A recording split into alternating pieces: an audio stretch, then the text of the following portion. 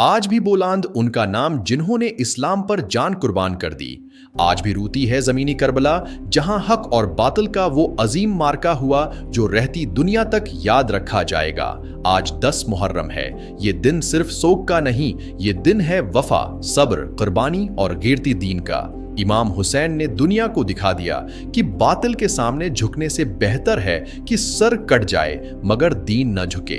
जिन्होंने पानी छोड़ा मगर हक नहीं छोड़ा, जिन्होंने बच्चे कुर्बान किए मगर ईमान न बीचा, जिन्होंने भूखे प्यासे होकर भी इस्लाम का परचम सिर बुलंद रखा, आज भी बुलंद है।